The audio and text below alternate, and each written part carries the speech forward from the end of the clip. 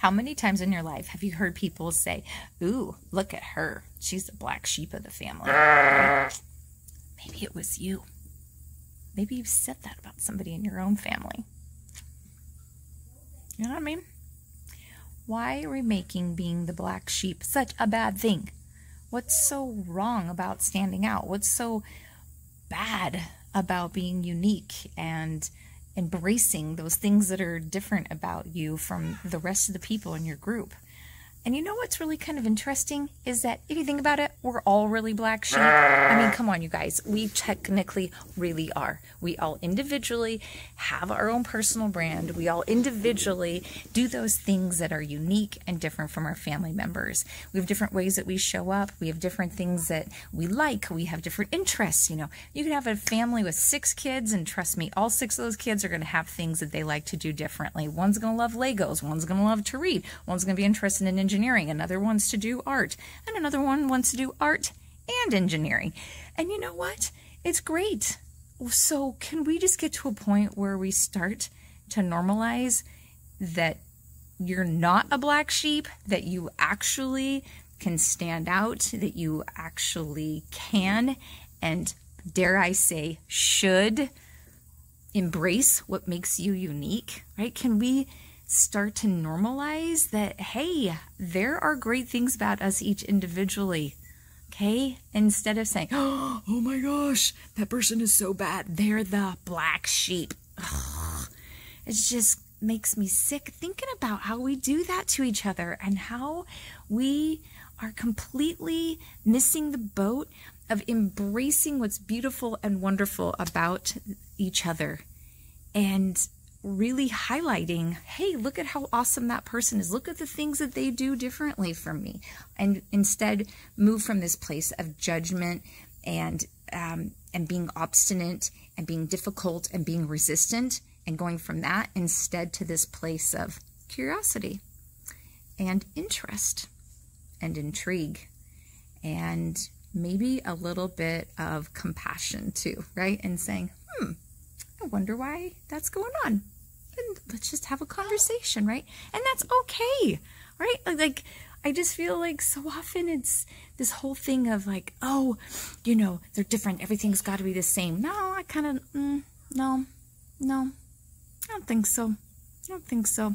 And as somebody who's a personal brand strategist, the more that somebody really embraces what makes them unique, it's beautiful to see how all of a sudden they step into this place, like hands on their hips, power of like, this is who I am and I love it. And it doesn't have to be this like angry, like, dang it, this is who I am and you're just going to have to take it. No, I don't think it's like that. I think actually the more you recognize what makes you unique and individual and beautiful and different, the more that you get to instead start to say, hello world, and this is me.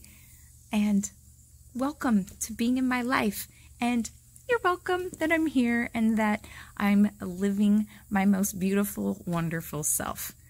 Why can't it be that way, right? Like, why does it have to be like throw in your face, you know, look at me, look at how crazy I am. Like, no. But I think that people do that. I think that people get all of like look at who I am. And I think they do that because they're trying to finally say, I'm going to just put that stake in the ground. I'm going to own who I am, and I'm going to let everybody else know who I am, and I'm tired of fitting in, and I don't want to do anymore. So it's like the pendulum swings way to the other side, and then all of a sudden people are like, oh, look at that. She's being the black sheep, right? No, I don't think it's healthy. I don't think that we need to do that. Instead, let's just make it more simple and more acceptable and normalized of, hey, tell me more about you. What's going on? Right? Who are you? What's your story? What are you about?